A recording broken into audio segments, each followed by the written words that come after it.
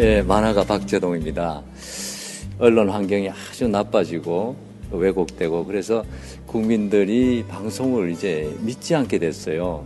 이렇게 답답한 이때 방송국이 만들어지고 이런 것들이 또 많은 국민들의 여망이었죠. 그것을 이렇게 실현해준 국민TV 여러분들, 나 정말 너무 감사드리고 박수 보내고 또 보냅니다. 우리나라 국민이라면 정말 이 국민TV 관심을 가져야 됩니다. 그리고 이런 방송이 있어야 우리나라가 제대로 싱싱하게 나아갈 수 있어요. 그래서 여러분들 많이 관심 가지시고 조합원으로 가입해 주시기 바랍니다. 저도 방금 가입했습니다.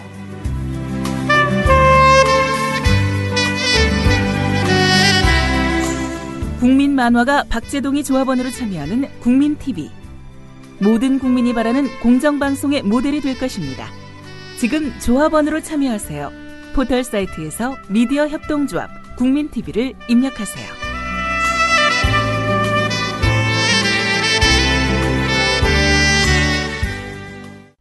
네, 여러분께 말씀드린 대로 저의 글을 모셨습니다.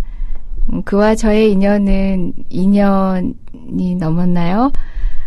오랜 시간 저를 되게 힘들게 했어요. 여러분이 혼내주세요.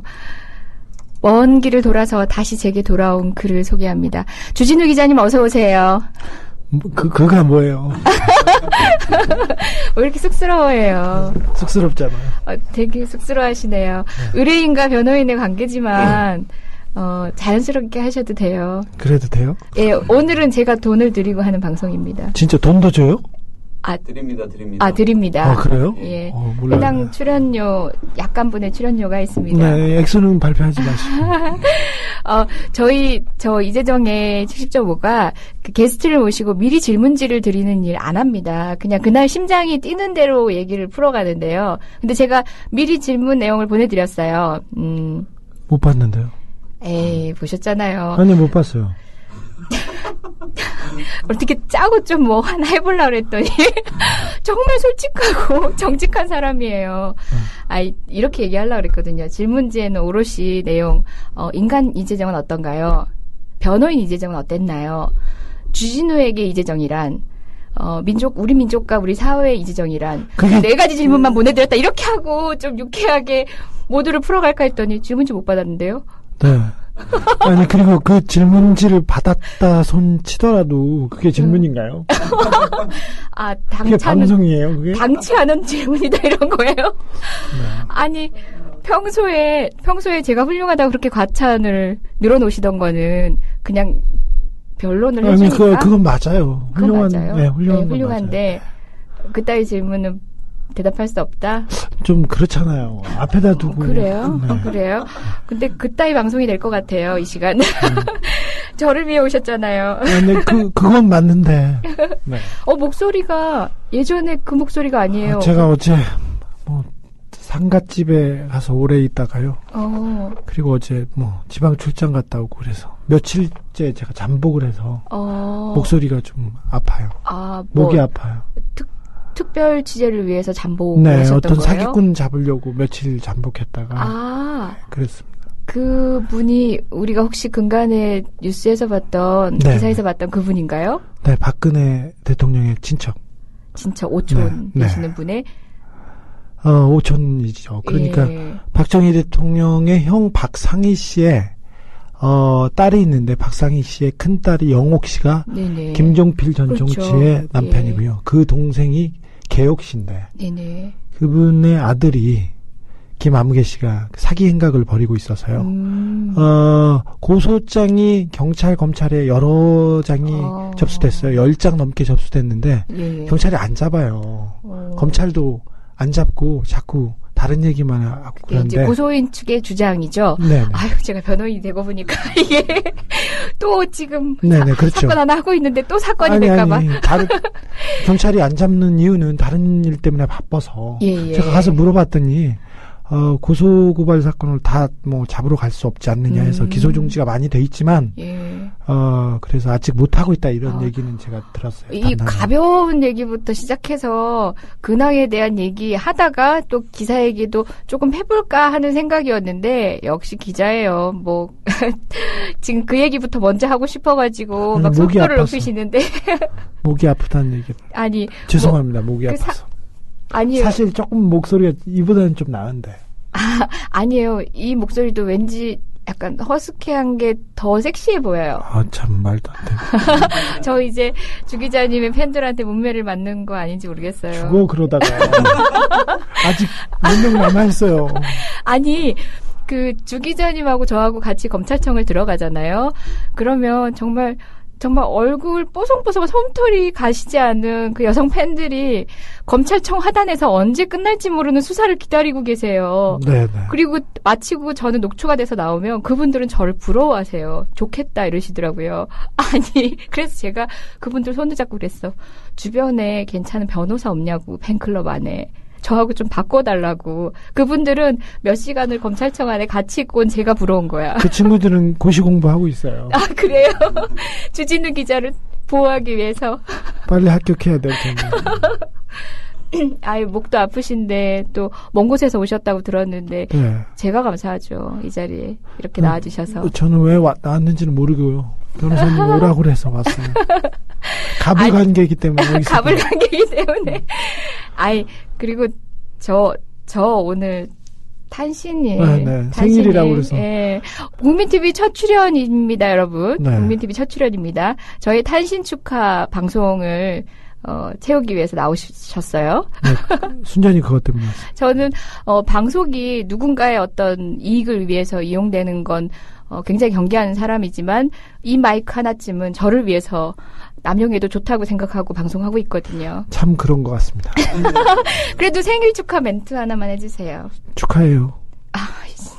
너무 메말랐어. 감정을 담아주든지 아니면 노래를 실어주든지. 목이 아파요. 아, 예. 이러고도 나는 왜 이 사람을 변호하고 있는지 모르겠습니다.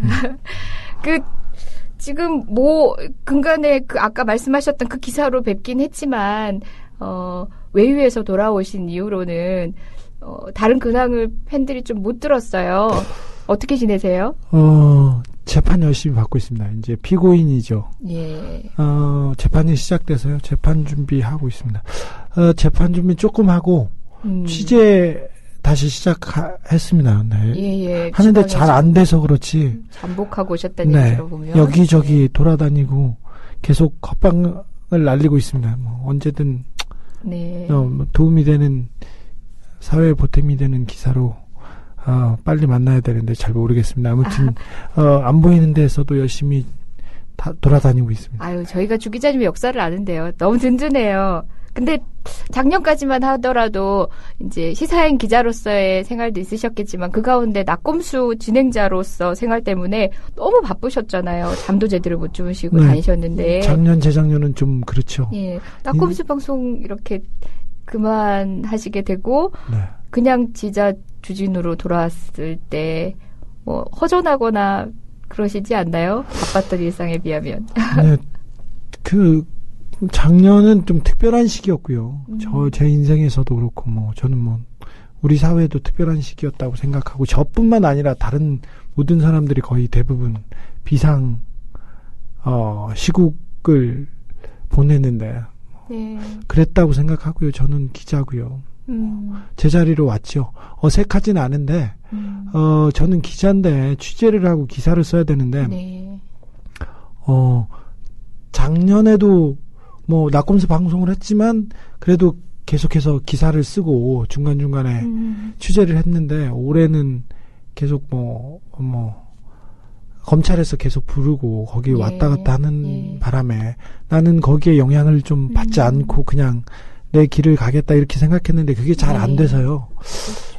작년하고 올해하고 가장 많이 달라진 거는 내 뜻에 따라서 취재하고 글 쓰고 보다는 검찰의 스케줄에 맞춰서 제가 이렇게 움직이는 게 약간 불편하고 좀 슬픈 일이죠. 그래서 그렇습니다. 일단 기자로서 소임을 잘 못하고 있는데, 잘 하려고 노력합니다. 근데 이렇게 말하니까 제가 작년까지 잘했던 것처럼 생각하는데 작년에도 잘하지는 못했어요.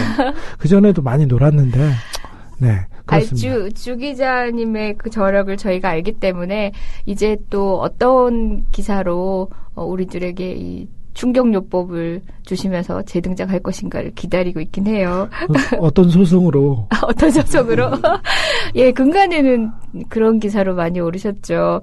그게 여러분 검찰 출석한다는 게 당일 출석이 전부가 아니라 또 준비를 하고 또 재판 역시도 그 당일 재판을 위해서 준비해야 되는 시간이 굉장히 많거든요.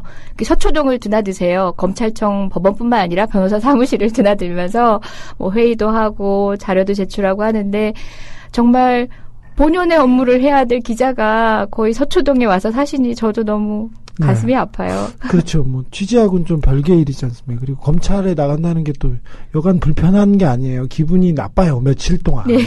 그 주변에 가면. 네. 그쪽 쳐다보기도 싫고요. 그리고 또 신경 쓸 게 한두 가지입니까? 와이셔츠도 데려왔고. 또 그거 출두 나름대로 컨셉 잡아서 나가는 거 맞죠? 그런 거 아니에요. 맨날 티 사람들 얘기하고 시집은 뭐였다 이런 얘기하니까 은근히 신경 쓰이고 컨셉 잡아 나오시는 거 아니에요? 그 시집 얘기는 변호사님 잘 알잖아요. 예. 저희가 거의 말도 안 되는 수사를 받고 있어요. 조사를 할 필요도 없는 그렇죠. 소송에 검사들과 제가 그리고 법원, 사법부가 다 낭비하고 있죠. 그렇죠. 왜 사회적 그러냐면, 비용도 낭비죠. 그렇죠. 사회적 비용의 낭비인데 이건 기자 하나 발 묶고 입을 막으려고 하는 그런 소송이 많습니다. 네. 거의 대부분의 소송에서 제가 이겼어요. 심지어 제가 아무 말도 하지 않았는데도 국정원, 한나라당, 그렇죠. 변희재 씨. 네, 변희재 씨, 여러 사건이 무혐의로 그렇죠. 끝났는데 훌륭한 변호사 덕분이었잖아요, 그죠? 네. 킵고잉 말씀하세요. 네. 근데 거의 말이 안 돼서 옆에서 시를 몇 구절 읽으면서 사실 검사가 얘기하는 거 보면 굉장히 화나거든요. 한 예로 생각나세요? 국정원의 경찰의 국정원 대산 관련된 수사 결과를 발표한 날. 그렇죠. 같은 날이었는데 변호사님은 기사를 보고 이런 발표가 났다고 저한테 살짝 중요한 기사였으니까 제가 조사받을 때 넌지시 일러줬는데 검찰 그 순간에 검찰 수사관의 질문이 우리 국정원은 그 기관이나 개인이 정치에 대해서 국내 정치에 대해서 전혀 개입할 수 없는데 이런 기사를 쓴 거는 그 국정원을 정치적으로 폄훼하기 위한 그런 목적이 있는 거 아닌가요? 이런 식으로 얘기했었어요. 맞아요. 거의 동시간에 그 질문과 그 기사가 속보로 같이 떴어요. 얼마나 이게 아이러니입니까 시대에. 근데 그런 내용인데 그래서 그 내용을 처음부터 끝까지 듣고 있기도 굉장히 괴로워요. 근데 그래서 그냥 몇 식구를 곱씹고 그런 거였고 또 얘기 하나 더 하죠. 색깔을 맞춰서 그래 깔맞춤이었어요. 책이 그때 아마 분홍색이었고 입고 계신 옷도 아마 분홍색이었다. 분홍색 내 옷은 안 입어 내가. 그때 뭐지 깔맞춤이었다니까요. 아니라니까요. 아니에요. 그건 책은 매일 그냥 하나씩 들고 다니는 책에 그때는 그거였고요. 검찰청에 시집을 들고 가는 거는 그 식구를 계속 좀 곱씹으려고 했던 거지 소설처럼 계속 읽을 수 없지 않습니까? 그래서 한 문단 읽고 문장 읽고 그걸 계속 혼자서 되새기는 거지 무슨. 아니 여러분 그건 맞아요. 주진우 기자님이 시집을 늘 들고 다니세요. 그리고 시를 되게 즐겨 읽으시는데 그래서 저도 시집을 몇 권을 그냥 당일날 읽으신 시를 시집을 저한테 건네주시기도 해서 저도 많이 받았는데 시를 사랑하는 사람이긴 해요. 그래서 내가 검찰청에서 손가락질은 하지 말고 잠깐만 삿대질은 하지 말자고. 아니 검찰청에서 그래서 이 구절 얘기하고 둘이서 얘기했는데 그걸 그거 아닌 줄 아시지 않습니까? 변호사님이 변호를 해줘야지 이런 거. 근데 워낙 없는 비주얼에 어쨌든 패션으로 채우고 계시잖아요. 말도 안 돼. 사람들은 그 패션에 대해서 계속 회자하고 얘기를 하고 본인도 은연중에 즐기시는 것 같아요. 주진우 연예인병 걸렸다 이런 얘기도 한간에 있어요. 어떻게 생각하세요? 본도사가 한 얘기고 말도 안 돼요. 그럴까요? 진짜 연예인병은 지금 손수지하고 방송하러 간 우리 봉도사 아니에요. 아, 맞아요. SBS에서도 무슨 정글의 법칙 비슷한 뭐 그런 것. 아니, 뭐, 그래도 우리 봉도사도 우리 소송 잘해야 될 텐데 걱정입니다. 새시대 융합의 시대를 위해서 그분이 또 준비하신 생각이 있겠죠. 예, 네. 있을 겁니다. 그렇게 네. 믿고 저도 네. 기다리고 있습니다. 오늘 국민TV 처음 와보신 거죠? 네, 처음 왔어요. 예. 아직은 뭐, 세워지지 않은 공간도 많이 남아있고, 이제 시작이지만, 용민 PD 열심히 또 일하고 계시는 모습도 보고 하셨는데요. 김용민은 문제가 뭐냐면요. 왜? 너무 열심히 해. 예. 네. 예. 아침부터 저녁 늦게까지 저렇게 뭐 처먹고 열심히 하는 애는 처음 봤어요. 저렇게. 용사 칭찬이야. 아니, 저렇게 뚱뚱한 애가 저렇게 열심히 일하는 애도 처음 봤고요. 근데 좀. 저렇게 열심히 일하는데도 사람 빠지는 것도 신기해요. 아니요. 예. 먹는 거에 비해서는 날씬한 거예요. 예. 그거는 확실해요. 먹고 일하고 자고, 먹고 일하고 자고 말고는 별거 없어요. 중간에 뭐 화장실.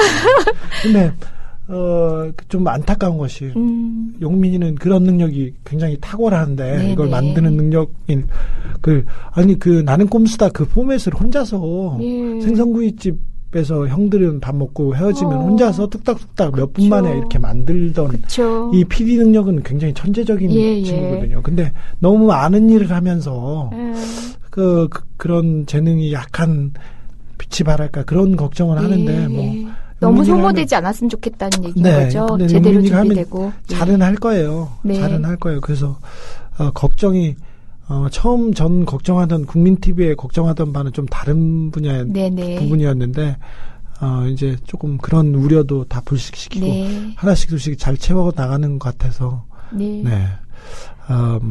형 된 입장으로서 미안하기도 하고 든든하기도 대견하기도 하고. 아이고. 지금 쟤는 너무 열심히 하려는 게 걱정이에요. 네, 맞습니다. 건강이 또 생각보다 좋으신 분이 아니에요. 그래서 저도 늘 방송국 올 때마다 한쪽 귀퉁이에서 이렇게 새잠 주무시는 거 보면 마음이 굉장히 아파요. 건강이 안 좋아서가 아니라 그건 먹고 자는 거예요. 그래요? 예, 알겠습니다.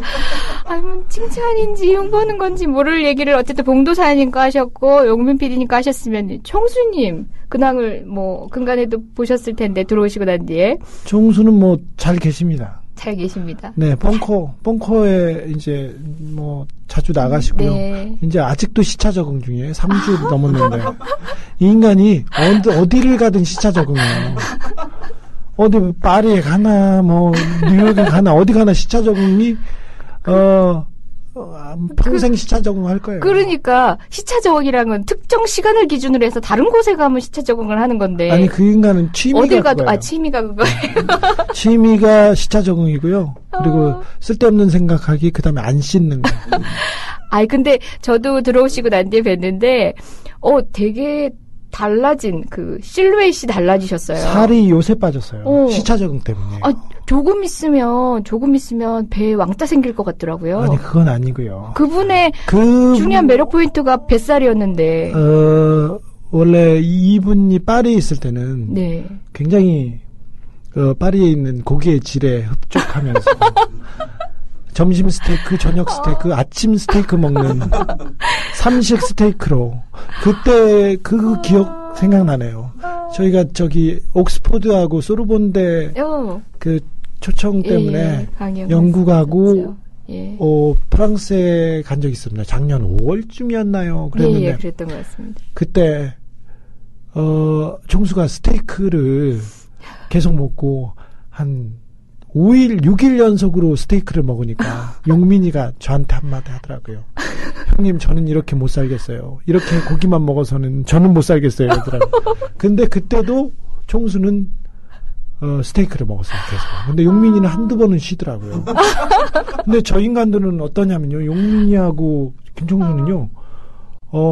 해산물 요리집에 가서도 스테이크를 시키고 홍합집에 가서도 스테이크를 시켜요. 그래서 그걸 먹어야 밥을 먹었다 이렇게 생각하는 사람들이어서요. 전 첫 만남을 기억해요. 변호인으로서 처음 만났는데 그날 제가 아마 서초동에서는 나름 웰빙식이라고 해서 산나물집인가를 갔었는데 화를 내시더라고요.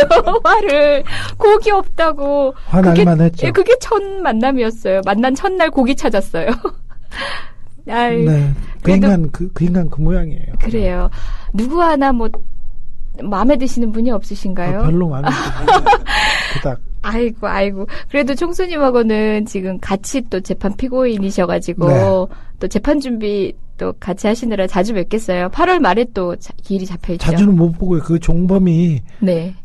재판에 불성실하지는 않는데 재판 준비에 매우 불성실해요. 말만 많고 이거 봐라 이런 식으로 문자하고 아직 속을 못 차려가지고 아직 지금 이 시차 적응이 안 돼서 어떤 검찰에서 어떤 파도가 왔다 갔는지 모르고 있잖아. 네, 그렇죠. 네. 계신 동안 우리 주 기자님께서 진짜 해결이 됐거든요. 어느 정도. 그래서 그런데 아무튼 뭐 둘이 준비 잘 하고 있습니다.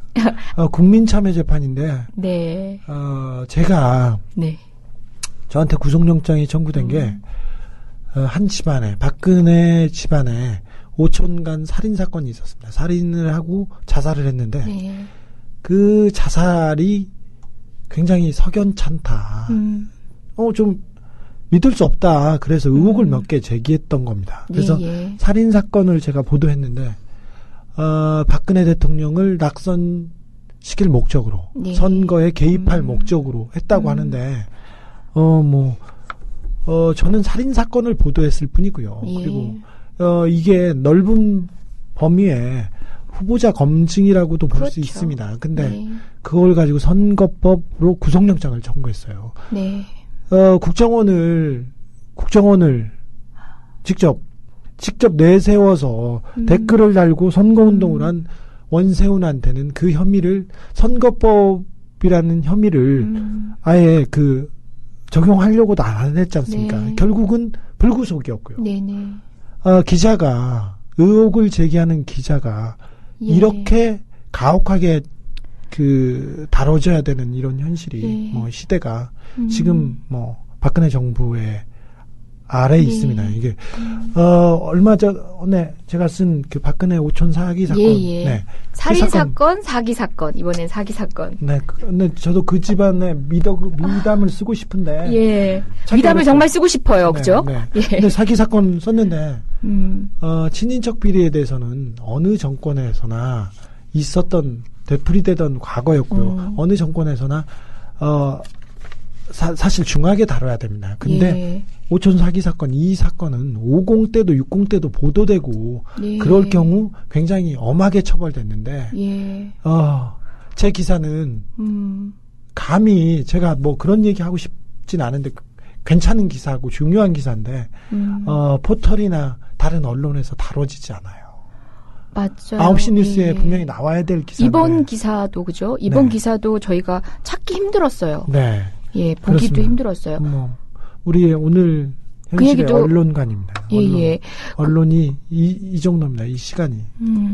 그 오촌 살인 사건 같은 경우만 하더라도 주 기자님한테 구속영장 청구가 있으면서 다시 회자되기 시작했어요. 그 기사가. 네. 그 전에는 주 기자님이 그 사건으로 인해서 재판받으러 갈 때조차도 그 사건이라고 언론이 받아쓴 데는 아무 데도 없고 구판 사건이라고 했어요. 구판 사건. 네. 박근혜 박지만의 오촌 살인 사건에 대해서 아니 그걸로 제가 조사를 받음에도 불구하고 언론에서는 박근혜 5억짜리 구판 몇 억짜리 구판 이렇게 얘기했습니다. 좀 그렇죠. 요새 현실 그 동료 기자들 또는 그런 저널리스트들 보면 어떤 생각 드세요? 요새 신문 보고 뉴스 보고 그러면 진짜 우라통이 터지죠. 이게 그 진실을 가리려고만 하는 언론 때문에 우리가 조금 더 나은 시대에 살 수 있음에도 불구하고 이런 비합리, 그다음 부정, 이런 그 기울어진 세상이 이렇게 고착화되고 이렇게 더 나빠지고 양극화되는 거에 언론인이 굉장히 큰 역할을 하고 있다는 거에 대해서 되게 큰 자괴감이 들죠. 그런 역할을 못하고 있다는 데 대해서. 신문 보고 뉴스 보면 막 가슴이 터질 것 같아요. 제가 왜 이런 가끔은 그런 생각도 해요. 내가 왜 이런 언론 관련된 일을 해서 이런 큰 고통을 받아야 되나 막 그런 생각 많이 합니다. 이 잠시 가슴을 잠재우는 시간을 갖도록 하겠습니다. 노래 한 곡 듣고 우리 다시 그 사건 얘기 한번 듣고 싶어요. 노래 어떤 노래예요? 신청곡 해도 되나? 제가 부르라고요? 아니, 나보고 어떤 노래 해요 물으셨잖아요. 신청곡 좋습니다. 산울림 너의 의미. 산울림 너의 의미. PD님 준비되시겠어요? 네.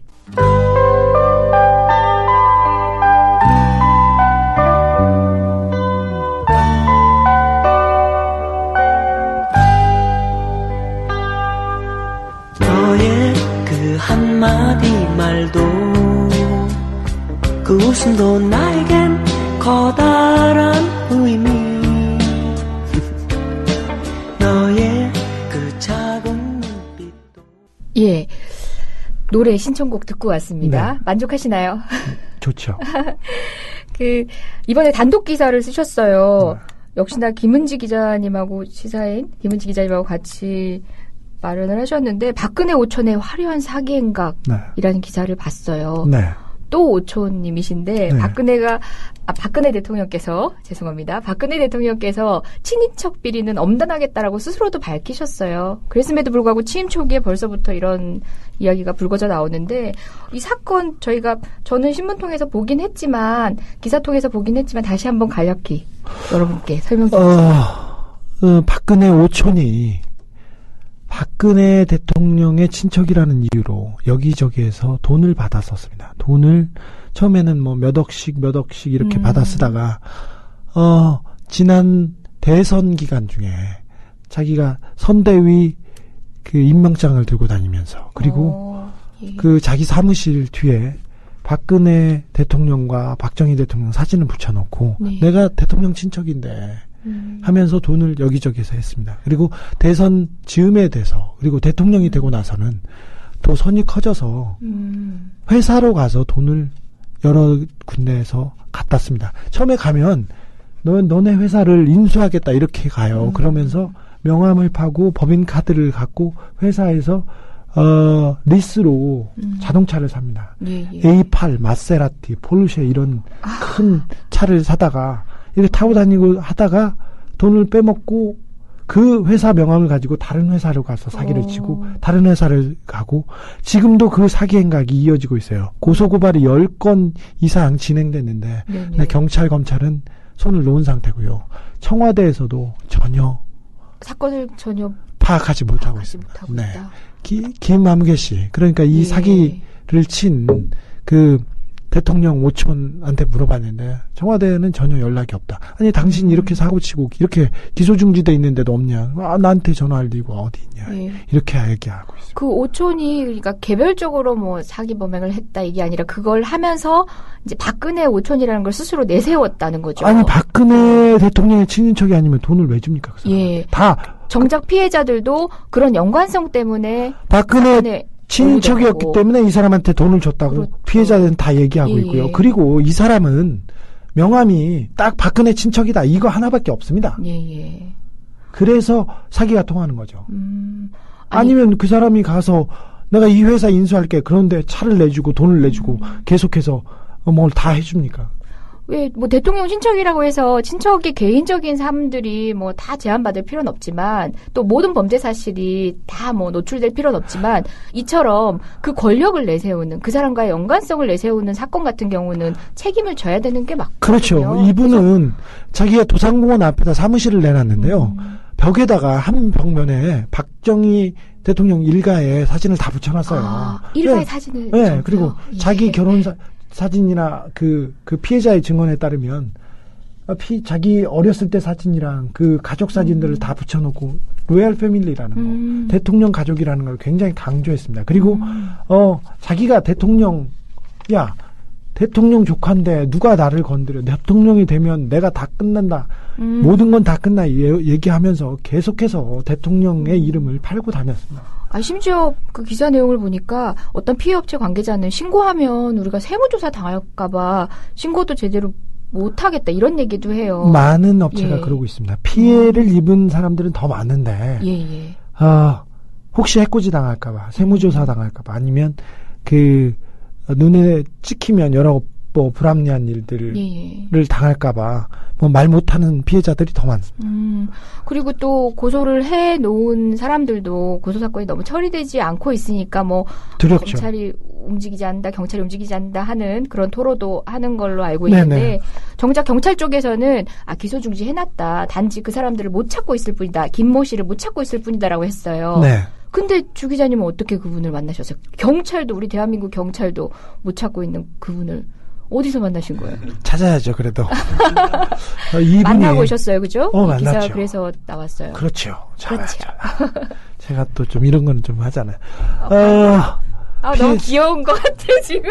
아니, 그게 방금 칭찬 딱 하는 순간 그렇죠 하시는데 여러분 비주얼을 못 보여드렸어요. 너무 귀여우셨어요. 만난 얘기로 다시 돌아가요.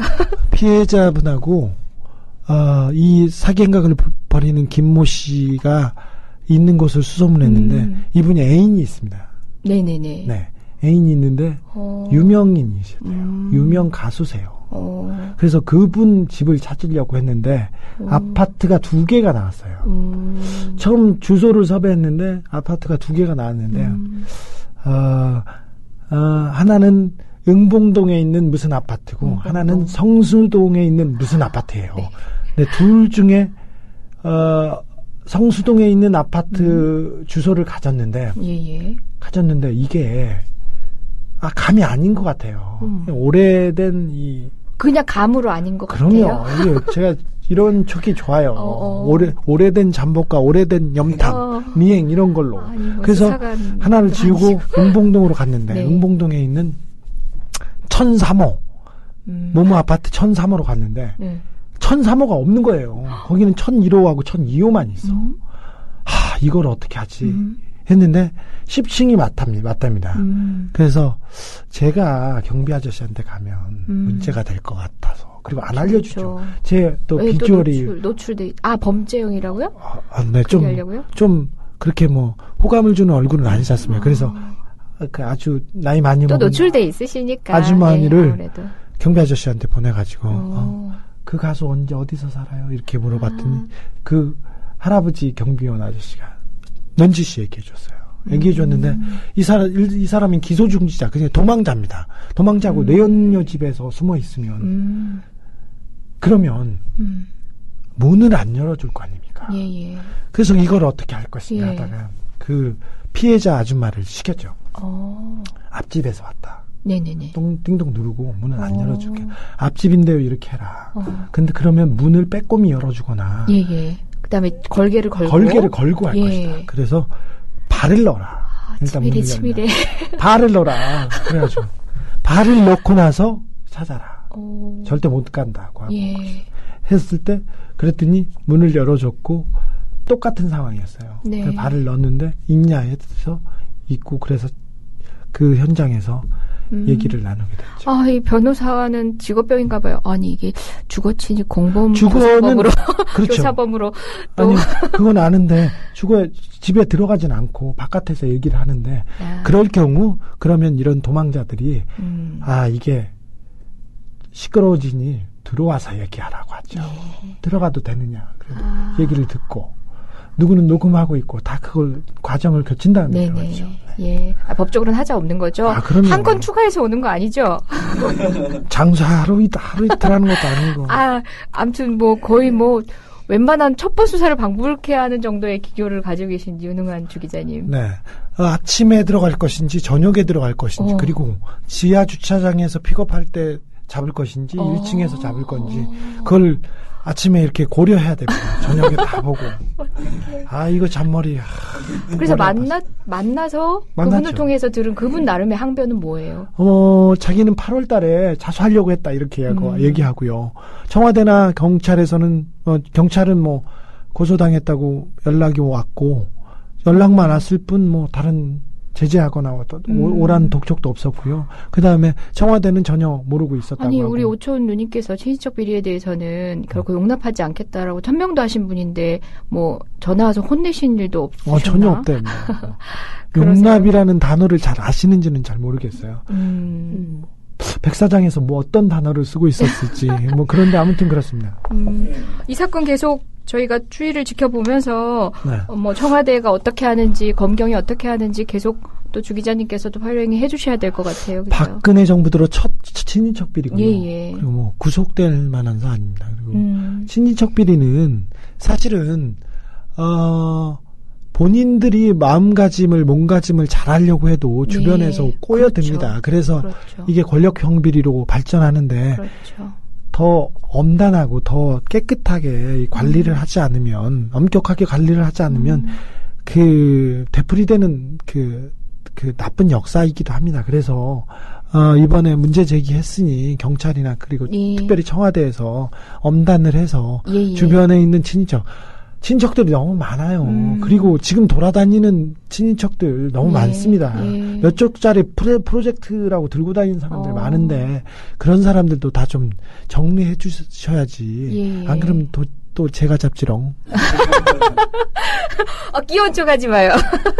여러분, 뭐, 대통령의 친인척이라고 해서, 뭐, 이렇게 연자적 성격으로 이런 기사가 나온 게 아니라, 주 기자님 말씀하신 것처럼, 그 권력의 주변에는 파생될 수밖에 없는 이런 역작용들이 있어요. 그런 것들을 방치하는 건 그건 죄거든요. 그분에게 스스로 책임을 지워야 되는 죄거든요. 그래서 우리 박근혜 대통령께서 취임 후 어쨌든 첫 사건입니다. 네. 예, 제대로 어떤 시스템을 갖추고 어떤 방식으로 처리할 건지 저희가 제대로 볼 수 있길 바라고 잘 되길 바라시는 거잖아요. 그죠? 그러면 이 네. 정권 잘 돼야죠. 이 나라 네. 잘 돼야 될 거 아닙니까? 그리고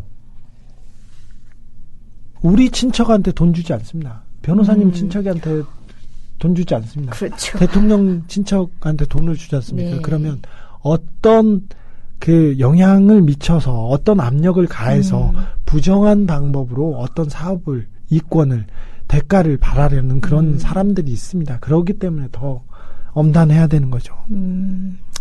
예.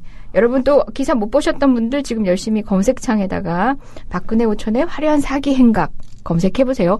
다른 포털에서는 이걸 뭐 기사를 찾아볼 수가 없으니까 여러분이 또 검색으로 올려주시는 신공을 발휘해 주십시오.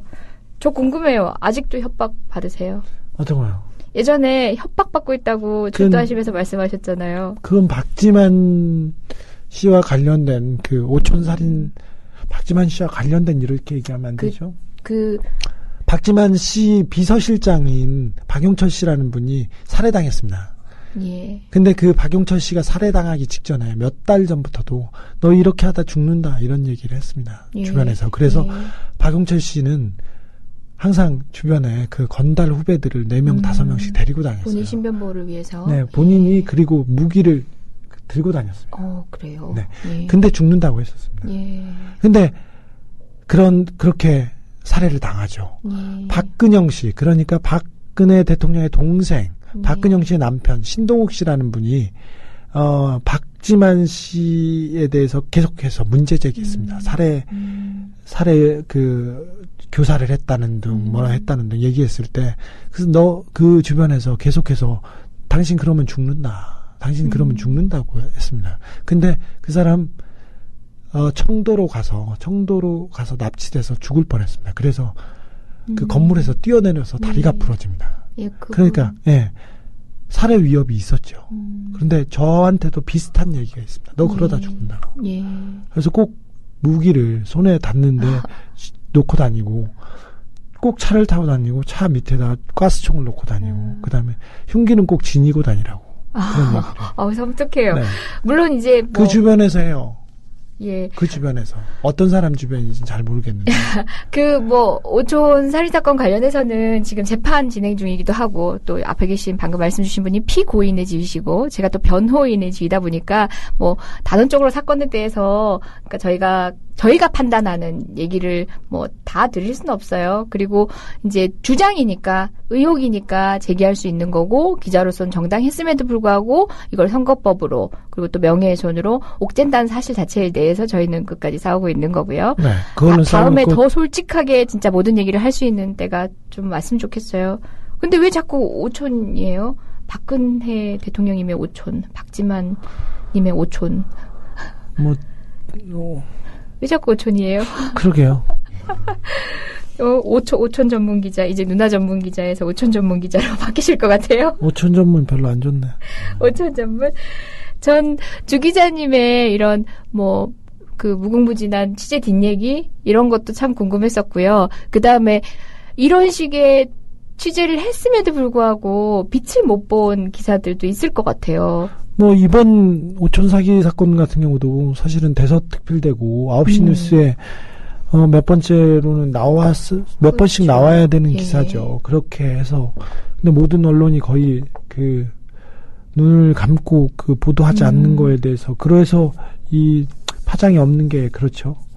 그리고 다른 기사도 아까운 기사는 좀 있죠. 예. 그러니까 기사를 썼는데 아까운 기사. 네. 좀 아까운 기사 뭐냐면 기사를 썼는데 이게 조금 더 알려지고 그래서 사회적인 제도나 시스템이 좀 바뀔 수도 있는 그런 중요한 기사들이 좀 마이너 매체에 있다는 이유로 그리고 또 제가 썼다는 이유로 많이 좀 폄훼되는 경우가 있었는데 그럴 수도 있죠. 네, 그러려니 해야죠.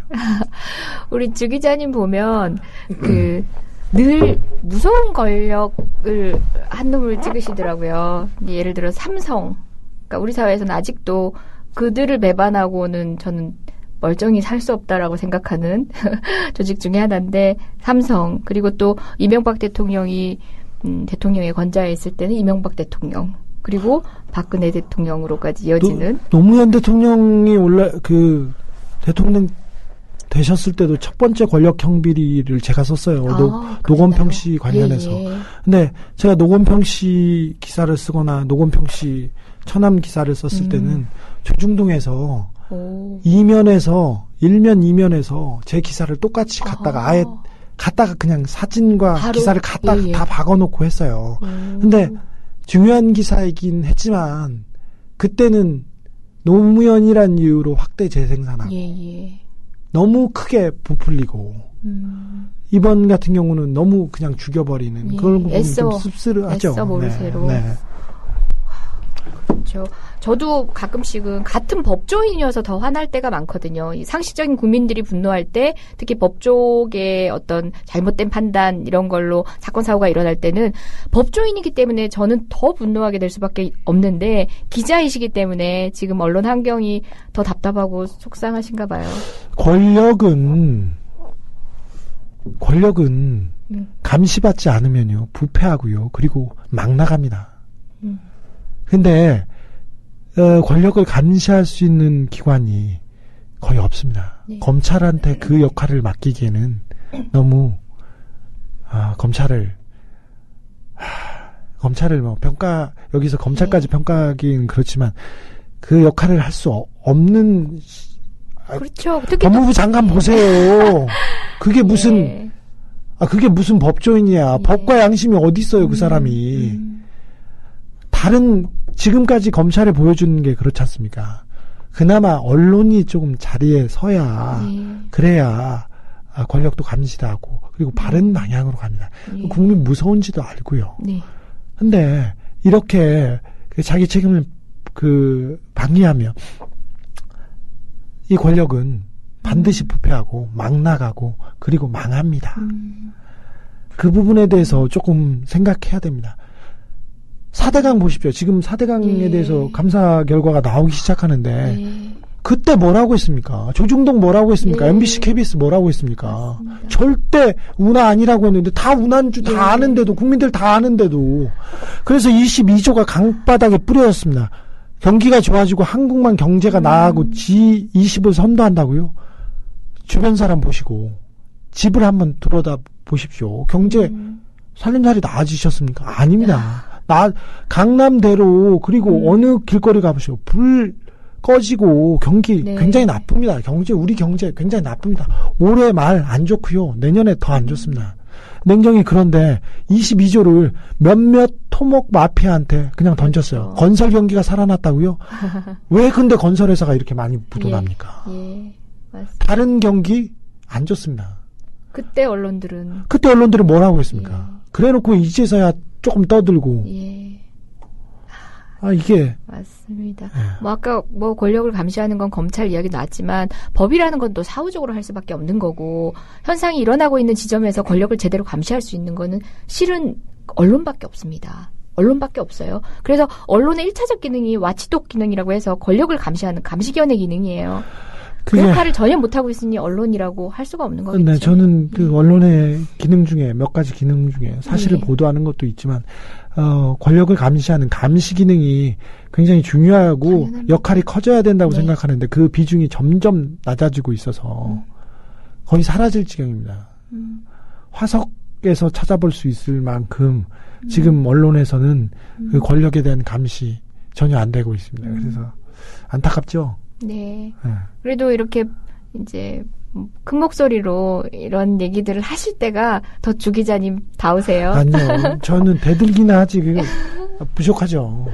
많은 사람들이, 좋은 기자들이 현장으로 돌아오지 못하고 아니면 현장에서도 다른 목소리를 내고 있는 걸 보면 안타깝습니다. 네. 잠시 또 가벼운 질문 하나 드려도 되나요? 네. 가벼운 게 좋아요. 식상하지만 그 누나 전문 기자 얘기했잖아요. 이제 누나들 거의 떠났어요. 다 떠났어요. 네. 그 여성 팬들이 유독 많고, 그죠? 남성 팬들보다 본인의 매력이 뭐라고 생각해요? 그런 걸 어떻게 말로 하고 그런 거 없어요. 그럼 좋다. 글로 쓰시면 제가 읽을게요. 아니요, 그런 건 없고요. 그런 건 없고 저희 4명이 낙검수 4명이 다 골고루 사랑을 받는데. 솔직히 말해서 하나는 돼지고 하나는 털이지 않습니까? 하나는 깔때기고 사람은 나밖에 없어. 그래서 이게 비교 우위에 있었지 않나 그런 생각을 하고 사실 다른 데 말도 안 되죠. 실은 뭐 낙검수에 대해서 여러 가지 평가도 많고 소위 빠자를 사람들이 이렇게 비하할 때 많이 붙이잖아요. 노빠, 낙검수 빠 이렇게 얘기하는데 우리 빠들에 대해서 어떻게 생각하세요? 낙검수 빠들에 대해서. 낙검수 빠요? 물론 뭐 그 실체라는 게 때로는 이제 낙검수에 기대하는 것들이 너무 많다 보니까 더 해줬으면 했는데 못했던 부분 그 등등에 대한 너무 완벽한 상을 바랬던 거죠. 그런 걸 지적할 때 그냥 썼던 말이긴 한데 그래도 지지해 주시는 분들 덕에 그러면 뭐 감사하죠. 그런 역할들을 하셨죠. 저희가 하는 역할을 더 높게 평가해 주시고 응원하고 지지해 주셔서 나중에 뭐 가혹하게 비판하는 분도 있었겠지만 그분들 때문에 저희가 작년 잘 버티고 견딜 수 있었던 거 아닌가 그런 생각합니다. 낙검수빠는 모르고요. 저희 팬카페 분들은 예쁩니다, 사실. 맞아요. 팬카페 이름이 뭐 쪽팔리게 살지 말자.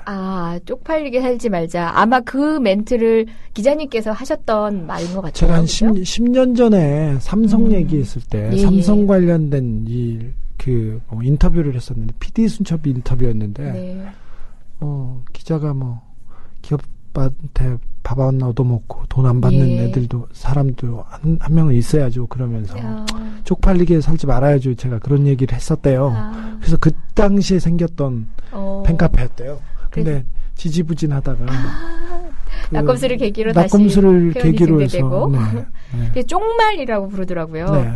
근데 이 팬층들이 낙검수 팬이라고 해서 다 4명을 좋아하는 게 아니라 각각의 팬층들이 다 있었는데 유독 주 기자님 팬층 쪽말 회원들은 연령대가 젊으시고 어리시고 이제 솔직히 얘기하면 어리시고 말씀하신 대로 이쁘시더라고요. 그렇죠. 지식인들이나 김용민 팬카페 이름이 뭐죠? 잘 먹고 잘 사장가? 아니 그건 아닌데 물어봐야 되는데. 동인들. 네. 김용민 팬카페의 특징은 뷔페집에서 모임을 하거나 감자탕집에서. 그런데 감자탕집에서 하면 모든 남아있는 감자탕의 그 돼지 뼈다귀를 용민이가 해결해주는 그런 특징이 있고요. 김총수 팬카페 사람들은 육식인들이야. 그래서 고기를 주로 먹죠. 고기를 주로 먹고 연령대가 좀 높죠. 그리고 뭐 가정에 문제가 있다든지 그러면 유독 김총수에 대한 그 호감이 커집니다. 그리고 건전하고 예쁘고 그런 사람들은 다 쪽말이죠. 좀 좋아. 쪽말 회원들이 가장 건전하고 이쁘시다. 그럼요. 근데 이쁜 여자 되게 좋아했나 봐요. 잠시 걸치고 가면. 그런 거 아니고요. 다 예쁘죠, 다. 잠시 걸치고 좀 갈게요. 저 얘기 좀 들어주실래요? 처음에 그 민변에서 변호인단을 꾸릴 때 이쁜 변호사님을 원하셨다는 얘기가 있어요. 그거는 김총수가 원했습니다. 원하셨어요? 네, 김총수가 첫 번째 조건이 예쁜 변호사. 그래서 아마 그때 진선미 변호사와 이재정 변호사 그리고 남자 두 분이 붙으셨어요. 이건 무슨 깔때기야 지금. 그리고 그 첫날 부르셨잖아요. 저 있고 우리 진선미 변호사님 계셨고 그리고 남성 변호사님 2명이 있으니까 서로 저를 담당 변호인으로 하기 위해서 쟁탈전도 벌이시고 그랬었잖아요. 사실과 다르고요. 아니 저는 저 그 힘 하나로 지금까지 공짜 변호 해드리고 있는 거예요 지금. 그래요? 저의 미모를 인정하셨다는 그 순간 그 힘으로 지금 버텨오고 있는데 부정하시면. 진선미 변호사님은 저하고 예전부터 친분이 깊어서 같이 일을 해서 그래서 제 사건은 진선미 변호사님이 하고 계시던 사건도 있었어요. 그래서 그건 정리가 됐는데 김어준 총수가 이재정 변호사하고 하겠다고 그래서 그냥 선포를 했던 거죠. 그래서 봉도사님이 이제 경쟁자로 딱 나서셨던 거죠. 그래요? 거기까지는 저는 모르고 있었어요. 그 힘으로 어쨌든 저는 버텨오고 있었어요. 용민이는 먹느라고 정신이 없었고요. 그때. 어쨌든 그때의 인연이 오늘 말씀 나누다 보니까 또 새록새록 기억이 납니다. 그렇죠. 네. 잠시 또 수다를 멈추고 노래 한 곡 듣고 오겠습니다.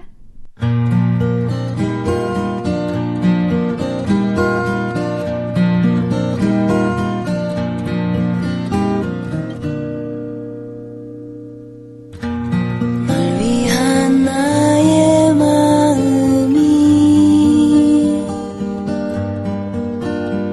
이제는 조금씩 식어가고 있어.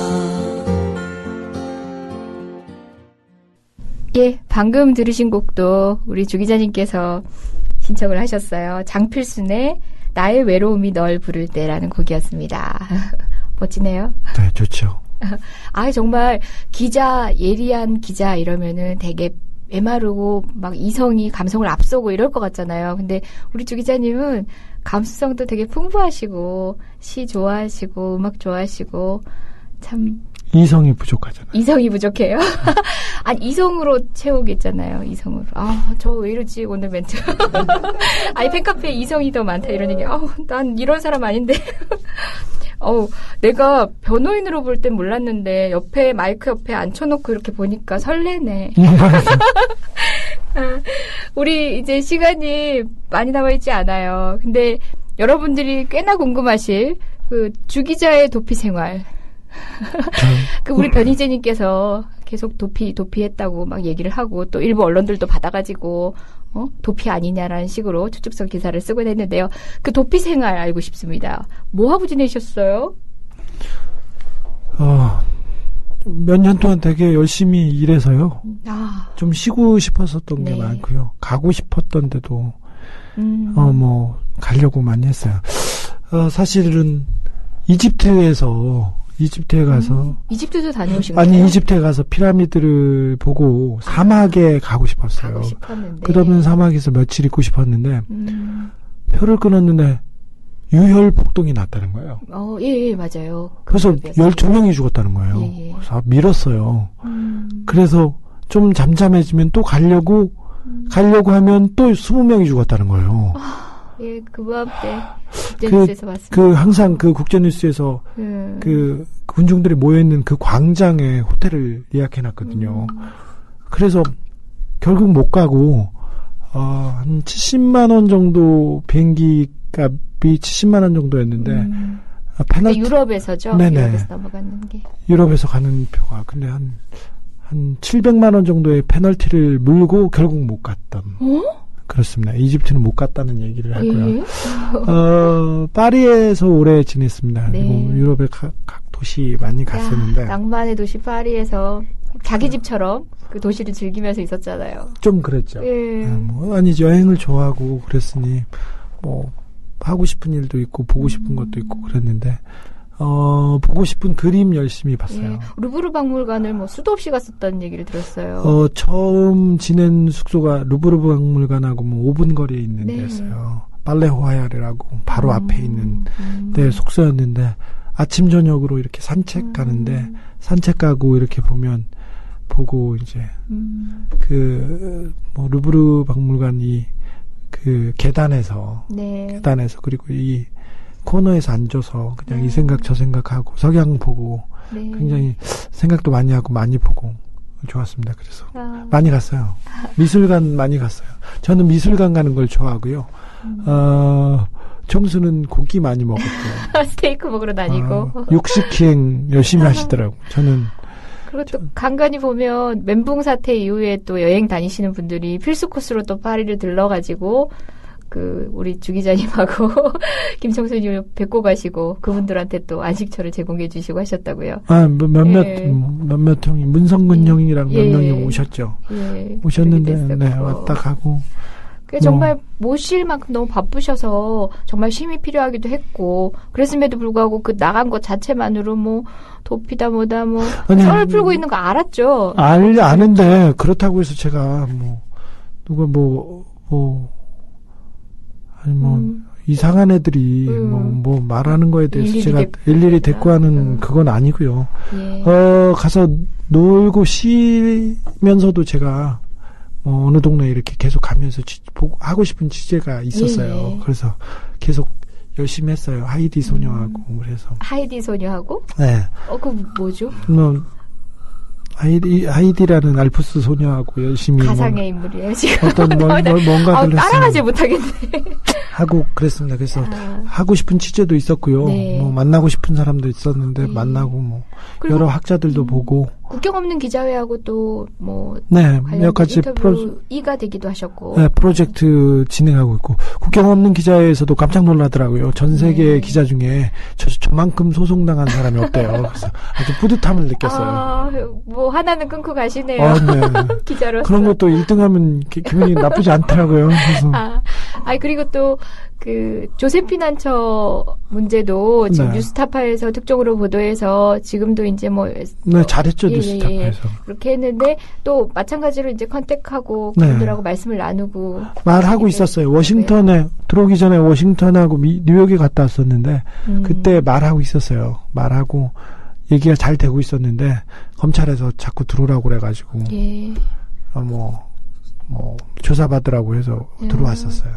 들어와서 얘기하다가 다시 조세피난처 관련 취재를 위해서 제가 워싱턴에 잠깐 다녀오겠다고 했는데 그때 이제 출국을 막았고 출국 금지를 내리고 구속영장을 쳤었죠. 그와 동시에 거의 구속영장 선고한 거죠. 그랬었네요. 기자는 어떤 상황에서도 저는 기사를 쓰고 사는 사람이기 때문에 기사 쓰는 것까지 막을 필요는 없었던 것 같습니다. 제가 도망가지 않습니다. 그리고 여기서 우리나라고요. 제가 사는 터전도 여기고요. 그래서 도망가지 않는데 제가 도망갈까 하는 그런 우려가 있는 것 같아요. 저 쓸데없는 걱정이죠. 검찰에서 제가 이번 기사 전에 서방파 중간보스 이아무개 씨, 이양재인데요. 이양재가 사기치다가 감옥에 갔어요. 감옥에 갔는데 형집행정지로 나왔습니다. 그 사람이 어깨 수술을 받는다고 해가지고 한 넉 달 정도 병원에 나와 있었는데 사실 그 어깨가 그렇게 아팠는지는 잘 모르겠는데 전혀 감시가 되지 않았어요. 그 사람이 근데 계속해서 병원을 나돌아다녔는데 병원에 안 있고 바깥에 또 나돌아다녔어요. 그건 다 검찰청 그 담당하는 부가 있습니다. 그리고 구치소에서도 담당하는 부가 있고요. 근데 그 사람들의 비호에 의해서 자유롭게 놀다가 그냥 도망갔어요. 조폭이 탈주했습니다. 그런데도 그러려니 해요. 그 사람들은 도망가는 거 안 잡고 그 사람들은 도망갈까 걱정도 안 하고 도망갔는데도 시시하고 있으면서 기자가 기사 쓴다는데 그걸 막으려고 그렇게 진짜 그걸 모르지 않죠. 정말 도피할 가능성이 있다고 생각해서 구속영장을 청구하거나 그쪽에서도 이제 저쪽 언론에서도 그런 식으로 보도를 쏟아내고 있는 거 아니라고 봐요. 아니요. 그러니까요. 조폭이 탈주했어요. 그거 잡아야죠. 이거는 그 도둑이 탈주한 신창원과 이번에 이대우였습니까? 이대우 신창원의 탈주, 탈호, 예. 심각한 일입니다. 근데 예. 그보다도 예. 조폭이 검찰과 그렇죠. 구치소에 거의 비호까지는 아니겠죠. 그 사람 형집행정지 나오려고 돈 많이 예. 썼어요. 어디에서 썼냐면은 어디에서 썼는지도 찾아올 수 있어요. 예. 근데 그렇게 해서 다 봐주고 나와서 그냥 활개치고 다니다가 예. 탈주했습니다. 예. 근데 검찰에서 잡으려고 안 해요. 예. 제가 파악한 바로는 밀항했어요. 그런가요? 네. 전 밀항했어요. 걔 흔적 때문에 전 일본에 갔다 왔어요. 아, 그런가요? 네. 근데 아니 뭐가 중요하고 뭐가 덜 중요한지 좀 알아야 될 거 아니에요. 근데 왜 나만 잡으려고 하냐고. 아니, 못 살겠어. 무슨 일 있으면 제 발로 걸어 들어올 사람인 거 그 사람들도 알면서. 아니 깡패 조폭 필요했던 거죠. 보스가 도망갔는데 예. 걔 잡아야 될 거 아니야. 걔 뭐 하던 사람이냐고. 호텔을 경영했어요. 깡패가 돈을 저축은행 거 돈 갖다가 이렇게 네. 막 해서 거기서 뭐 했냐면요. 룸사롱 계속 하고 성매매하고 네. 그런 걸로 부축적하고 근데 그 돈으로 변호사들 사고 그 돈으로 예. 매수하고 그래서 지금 탈주범이 돼서 어딘가에서 됐어요. 그분은 여전히 행복하게 살고 계시겠어요. 잘 살고 있어요. 예. 이게 감사합니다. 언제적이에요? 지난달 얘기예요. 지난달 얘기. 이번 달 얘기예요. 네. 그러게요. 저도 그런 자세한 내막들이 낯설 만큼 우리가 많이 접하지 못하고 있어요. 그런 분들은 또 안 해요. 예, 맞습니다. 아니 그 검찰에 그런 경우 예. 그런 경우 검찰의 책임이 누구가 책임져야 되거든요. 네네. 그래서 쉬쉬하는 그렇죠. 거죠. 그렇죠. 우리 낙곰수 그리고 또 우리 주 기자님 수사하고 할 때는 사소한 것도 다 언론에 흘려가지고 어떤 이미지 더 씌우려고 굉장히 노력하셨던 우리 검사. 그러니까 그 검사들 보세요. 나중에 제가 볼 텐데 다 잘 될 거예요. 잘 된다는 게 아니라 다 좋은 자리에 갑니다. 저 괴롭혔던 사람 예. 영장 청구해서 기각됐거든요. 네. 그건 잘 되는 게 아니죠. 보세요. 여기선 승진은 할 거예요. 영전에 가시겠죠. 한 번은 하겠죠. 영전에 네. 가실 것 같습니다. 한 번은 하실 거예요. 네. 그런 분들이 동료 법조인인 게 저도 지옥스럽습니다. 하지만 끝까지 기억하는 거 그게 우리 힘이에요. 저는 다 네. 적어놓을 거예요. 적어놓을 거예요. 네. 널리 공포할 거예요. 저도 그래서 저 잘 까먹거든요. 특히 이름을 잘 까먹어요. 근데 네. 저도 그래서 데스노트라고 최근엔 적었어요. 컴퓨터 파일 폴더에 바탕화면에 깔아놨는데 이런 법조인들 볼 때마다 저 적어놓는데 우리 주 기자님 수사하신 그분 이름 제 데스노트에 적혀 있습니다. 검사들, 판사들, 법조인들이 정말 법이나 양심에 따라서 조금 판단하고 하면 이렇게 우리 사회가 후지지 않습니다. 예. 조금 더 책임을 가져야 됩니다. 자기가 똑똑하게 태어나고, 그리고 자기가 똑똑하고, 그리고 그런 좋은 자리에 있고, 예. 교육받고, 기회를 가진 거, 이거 다 이 사회에서 해준 맞습니다. 것이기도 합니다. 사회에 어느 정도는 환원한다고 생각해야지. 왜 나는 이게 돈이 안 되고, 왜 저 사기꾼은 나보다 돈 더 버냐, 이런 걸로 스트레스 받지 말고, 좀, 사회적 역할에 대해서 좀 생각해야죠.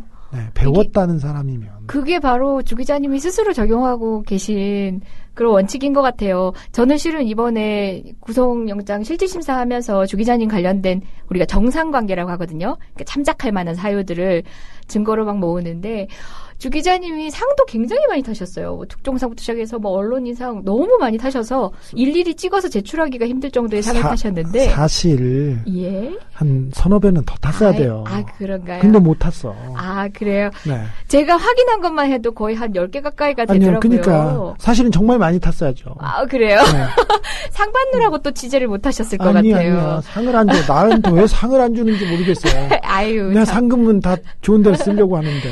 근데 그런 상을 기자님들 일생에서 또 한 번 타시기도 힘드신 분들도 있으시고 한데 거의 매년 또는 한 해에도 몇 번을 타시기도 하는데 그런 거 같으면 소위 어깨 힘들어가기 쉬워요. 그러면 취재 활동엔 자연히 소홀해질 수밖에 없죠. 근데 주 기자님한테 제가 느낀 건 늘 스스로에 대한 그런 사회에 대한 부채의식이 늘 있으신 분이에요. 내가 기자라는 직에 오기까지의 어떤 도움을 받았는지에 대해서 늘 기억하시는 분이어서 지금 우리가 사랑하는 주진우 기자가 있는 게 아닌가. 저는 그 생각 그냥 미사여고 갖다 붙이고 싶어서 한 게 아니라 저는 정말 그런 생각이 들었었어요. 좀 좋게 생각하시는 것 같아요. 그런가요? 아우, 웃고 즐겁게 얘기하는 동안 모시기로 했던 시간이 이제 마무리가 되고 있습니다. 네. 다음에는 또 다른 형태로 또 여러분 앞에 와 주실 것 같아요. 또 생일 하시려고? 다행히도 오늘 생일 이후로는 음력 생일은 이미 지나갔기 때문에 실은 제가 오늘 꼭 나와 주십사고 얘기하면서 제 생일 선물 달라고 네. 먼저 전화를 드렸어요. 그랬더니 주겠다고 뭘 주면 되겠냐 해서 제가 꼭 달라고 하면서 제 방송 출연해 주시면 안 되겠냐고 했는데 실은 저는 제가 선물 받기 위해서가 아니라 여러분한테 선물 드리려고 이 귀한 선물 들고 왔어요. 마지막으로 우리 국민TV 청취자 여러분들께 이 식상한 마지막 질문할게요. 한마디 해주시고요. 더 마지막으로는 이재정이 70.5 나오셨으니까 이 호스티스에 대한 나름의 덕담을 해주시고 가셔야죠. 그렇게 연달아서 부탁드리겠습니다. 호스티스에 대한 뭐 덕담 없으시면 이재정 만세 3창 외시고 가시면 됩니다. 제가 다년간 기자로 살면서 네. 다년간 법조인으로 생활하고 있는데 우리 이재정 변호사처럼 똑똑하고 명쾌하고 일을 잘하는 사람은 별로 보지 못했습니다. 네. 네. 그렇지만도 하죠. 무슨 문제가 있으면 네. 이재정 변호사한테 오시면 됩니다. 예. 다만 좀 비쌉니다. 그거는 생각하시고요. 국민TV가 어렵게 시작했습니다. 네. 근데 국민한테 어떤 방송을 보여주려고 하는 것도 있겠지만 국민들한테 진실을 알리는데 조금 보탬이 되려고 이렇게 시작했는데 굉장히 처음에는 어렵겠지만 처음엔 더디겠지만 여러분이 성원해 주시고 응원해 주시면 더 좋은 방송으로 찾아올 것을 저는 믿습니다. 그리고 이재정 변호사의 이 방송 이름이 뭐라고요? 70.5. 그 심박수예요. 사람 평균 심박수가 70.5. 쓸데없는 이름. 네, 그 말 할 줄 알았어요. 네. 아무튼 이 방송 사랑해 주십시오. 굉장히 좋으신 분이 하는 방송이어서 저는 잘 안 들었지만 앞으로는 들어보려고 합니다. 네. 좋으신 분 이런 거 싫어한다 그랬잖아요. 능력 있는 거 좋은 거 능력 싫어하고. 있는 거 내가 얘기했잖아. 비싸고 얘기했잖아. 뭘 더 얘기해. 능력 있고 좋은 거 싫어하고 그때 얘기했잖아요. 이재정 변호사님은요. 능력 있는 변호사라는 얘기보다 아름다운 변호사라는 얘기를 더 좋아합니다. 라고 본인이 지금 알고 사람들 소개할 때 그렇게 말씀하시잖아요. 네. 그렇게 소개하죠. 근데 내가 그런 얘기는 안 하잖아. 또 해? 네. 해달라고. 싫어. 이제 안 할래. 그 정도 했으면 됐지. 갔네요. 오늘 너무 고맙습니다. 네. 갈게요. 곧 또 봬요. 네. 예. 감사합니다. 여러분, 주 기자님 제가 배웅해 드릴게요. 오늘은 정말 데이트 같은 방송이었어요. 다음 주에 뵙겠습니다. 감사합니다. Ladies and gentlemen, welcome to Monkey Circus. Come on, welcome to the show. You're waiting